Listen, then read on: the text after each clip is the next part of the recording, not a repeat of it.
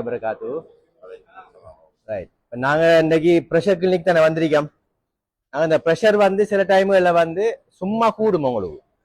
சரி, எப்படியான சந்தர்ப்பங்களில் ப்ரெஷர் கூட இருக்கும், எப்படியான சந்தர்ப்பத்தில் நாங்கள் ப்ரெஷரை பார்க்கக்கூடாது இந்த பார்ப்போம். ஏன்னா சில டைம்களில் அந்த சந்தர்ப்பங்களில் ப்ரெஷரை பார்த்தோம்னா கூட இருந்தா குளிசையை கூட்டு பட்டுரும். சரியானே, சில டைம்ல உங்களுக்கும் ப்ரெஷர் கூடி டென்ஷன் ஆയിരിக்கும். சரி, அப்ப சில சந்தர்ப்பங்கள் இருக்கு ப்ரெஷரை கூட்டுறது.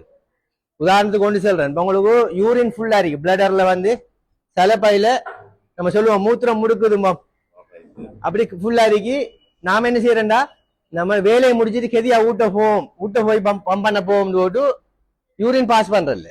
அப்படி யூரின் ஃபுல்லா பிளடர்ல இருக்கக்குள்ள வந்து நீங்க ப்ரெஷரை பாத்தீங்கன்னா ப்ரெஷர் கூட காட்டும்.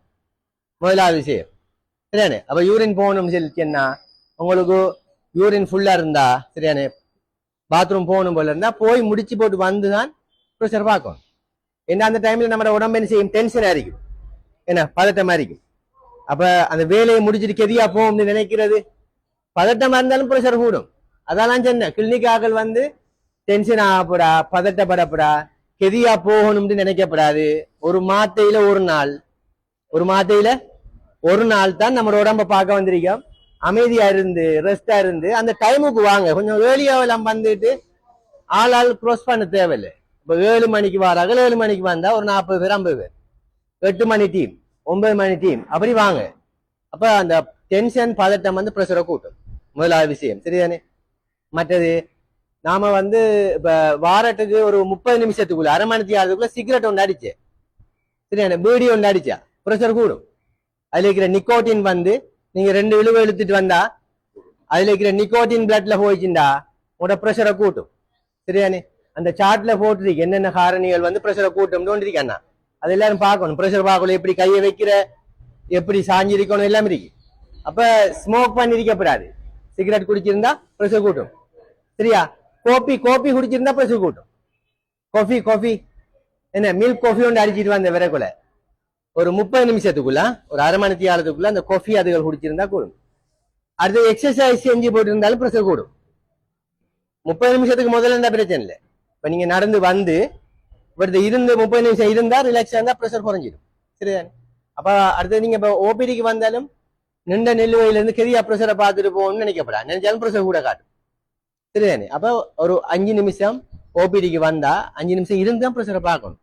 சில வேளை கூட காட்டினா இதான் ஃபர்ஸ்ட் டைமா தான் ப்ரெஷர் கூட காட்டுதுன்னு சொன்னா திருப்பி ஒரு நிமிஷம் ரெஸ்ட் எடுத்து திருப்பி பார்க்கணும் சரியானே. அப்ப 2 ரிப்போர்ட் எடுத்து பார்த்து சரியானே டாக்டர் வந்து பாப்பா. 2 கடும் வித்தியாசம் இருந்தா 3ஆவது ரிப்போர்ட் ஒன்று எடுப்பார். ஒரு தரம் பார்க்கல 160 90 இருக்கு, இன்னொரு தரம் பார்க்கல 130 80 இருக்குன்னா கடும் வித்தியாசமே. 160 ஒரு தரம் 130 ஒரு தரம் தான், 2 வித்தியாசம் கடும். அப்படின்னா இன்னொரு ரிப்போர்ட் எடுத்து பார்க்கணும் சரியானே. இப்ப 160க்கு ப்ரெஷர் குளிச்ச கொடுக்குறியா, 130 தேவையில்லை சரிதானே. அப்ப அதுக்கு திருப்பி ஒரு செக் பண்ணி பார்க்கணும். அதுவும் கூட காட்டுச்சுன்னா ப்ரெஷர் கூட எடுக்கலாம். 2 ரிப்போர்ட் சரிதானே. அப்ப அதனால இப்படியான காரணிகள் எல்லாம் நீங்க ப்ரெஷரை கூட்டக்கூடியது. மற்றது நாம இப்ப ப்ரெஷர் பார்க்கல சேர்ல ரெஸ்ட் அடிக்கணும். நம்ம 2 பாதம் வந்து நிலத்துல ஒரு கால் ஓய்த்தின மாதிரி கால் அப்படி பின்னி போட்டு இருக்கிற சில ஆக்கள் ஸ்டைலா வந்து இருக்கிற கதிரையில சரியானே. காலை பின்னி போட்டா ப்ரெஷர் கூடும் சரிதானே. குரோச பண்ணி போட்டது, அதாவது நம்ம ரிலாக்ஸ் அரிக்கணும், டென்ஷன் இல்லாம ரிலாக்ஸ் ஆகணும். அப்ப பாதம் ஃபுல் அரிக்கணும், நம்ம முதுகு அந்த சேர்ல சாஞ்ச மாதிரி இருக்கணும். இப்படின்றதுக்கு போல நம்ம கொஞ்சம் கெதியா ஒழும்ப போற மாதிரி ஒரு அந்த பதட்டம் அரிக்கும். அப்ப ரெஸ்ட் அரிக்கணும் சரியானே. அடுத்து அந்த கையை வந்து அந்த மேசையில அந்த டேபிள்ல வைக்கணும், ரெஸ்டா வைக்கணும். இப்படி பிடிச்சிட்டு பார்க்கல, அது ரெஸ்டா வைக்கணும் சரியா. மற்றது வந்து ப்ரெஷரை அந்த காரணிகள் வந்து உங்களோட அந்த பிள்ளையான ரிப்போர்ட்டை காட்டு. மற்ற நான் சொல்றேன், ஒரு ரிப்போர்ட் வந்து மாறும். இப்படி நீங்க டென்ஷனா பதட்டமா இருந்துச்சுன்னா ப்ரெஷர் மாறும். உங்களுக்கு தெரியும் மேலுக்கு 2 அந்த ப்ரெஷர் எழுதுவாங்க தானே, மேலுக்கு கொண்டு கீழே கொண்டு. அது என்னன்னு தெரியுமா எல்லாருக்கும்? தெரியாதா? அந்த 140ங்கிறது ஹார்ட் அடிக்கிற ப்ரெஷர், பம்ப் பண்றது. ஒரு ரெஸ்ட் ஆகும், திருப்பி பம்ப் பண்ணும். ஒரு நிமிஷத்துக்கு 72 தரம் இருதயம் அடிக்குதானே. அடிக்கிற ப்ரெஷர் தான் 140க்கு அல்லது 140க்கு மேல போகப்படா. 140 அல்லது 140க்கு மேல இருந்தா நாம ப்ரெஷர் கூட எடுக்கும். 130 135 தான் நார்மல். 140 140க்கு மேல போகப்பட அடிக்கிறது. ஒரு ரெஸ்ட் ஆகுது, இருதயம் அடிச்சு போட்டு ரெஸ்ட் ஆகும்னா அந்த அடிச்ச ரத்தம் எல்லாம் திருப்பி வந்து சேரும் ஹார்ட்டுக்குள்ள. சரியானே அடிச்சு அப்படி பொடியில போய் திருப்பி ரிவர்ஸ்ல வந்து சேரும், ஃபில் ஆகி திருப்பி அடுத்த பம்ப். சரியானே அந்த ரெஸ்ட் அடிக்க கூட 90க்கு மேல போகப்படா. சரியானே 90க்கு மேல போகப்படாது. 90 குறைய இருக்கணும், 85 80 அப்படி இருக்கணும். அப்படி இருந்தா நார்மல். சரியானே இது ரெண்டுலயும் ஆக முக்கியமானது வந்து அந்த ஹார்ட் வந்து ரெஸ்ட் அடிக்க கூட வர ப்ரெஷர் இருக்குதானே, அது கூடிடப்படா. அது கூடினா இருதயம் வீங்கும். சரியானே ஹார்ட் வந்து பெருக்கும். ஏன்னா இருதயத்துக்குள்ள ப்ரெஷர் ஆயிருக்கு. அடிக்க போல கொஞ்சம் கூட அடிக்கும். சில டைம்ல பதட்டம் இருந்தா டென்ஷன் ஆகி கொஞ்சம் கூட அடிக்கும். சரிதானே அப்ப ரெஸ்ட் அடிக்க போல இருதயம் வந்து வீங்கிடும். இருதயம் பழையிடுமா, இருதய தசைகள் இழுபட்டு என்ன கூட நிறையுது ரத்தம், இருதயம் ப்ரெஷர் ஆயிருக்கு. அப்ப இருதய தசையை நலிவடையும், ஹார்ட் ஃபெயிலியர் வரும். பிறகுக்கும் உங்களோட நடந்த இழைக்கிற இழப்பு. சில ஆக்கள் ப்ரெஷர் கட்டுப்பாடு இல்லாம இருந்தா இருதய தசைகள் நலிவடைஞ்சு இழுபட்டு சரிதானே கடைசியில வந்து பாத்ரூம் போய் வந்தாலும் மூச்சு தட்டும். சரியானே மல்லாக படுக்கையெல்லாம் மூச்சு தட்டும், எழும்பி இருப்பாங்க. அதெல்லாம் என்னத்தான் நடக்குன்னு சொல்லிச்சுன்னா ஹார்ட் வந்து ஃபெயிலியர் ஆகி அந்த தசைகள் எல்லாம் இழுபட்டுச்சு. சரியானே ஆகவே ப்ரெஷரை வந்து நீங்க கடும் கவனம் அறிக்கணும். இந்த ரெண்டும் வந்து 140 மேல போகப்படா, 90க்கு மேல போகப்படா ரெண்டும். சரியானே இது ரெண்டையும் நீங்க பார்த்துக்கொள்ளணும். நான் சொன்ன விஷயங்களை வந்து கவனம் அறிக்கணும். அடுத்தது ப்ரெஷர் பார்க்கணும், காய்ச்சி பார்க்கணும். அது ப்ரெஷரை கூட்டும். கதைக்கப்படாது, கதைக்கப்படாது. சரி ஒரு ஷோட்ல எல்லாத்தையும் முடிக்கிறேன். ப்ரெஷரும் பார்க்க போல அவ்வளவு விளக்கமும் கேட்டு முடிக்கிறேன். சரியானே ப்ரெஷர் பார்க்கல கதைக்க கூடாது. ஏன்னா கதைக்க கூட நம்ம மைண்ட் வந்து ஸ்ட்ரெஸ் ஒரு விஷயத்தை செய்யுது. அப்ப மொத்தமா ரிலாக்ஸா இருந்தா தான் உண்மையான ப்ரெஷர். இப்ப சில ஆக்கள் வந்து கட்டும் காய்ச்சல் ஹூன்னு வருவாங்க, மேல் கையில நோசர் கட்டும் தலையிடி காய்ச்சல் அறிகிண்டு. அந்த டைம்ல வந்து ப்ரெஷரை பாக்குறேன்.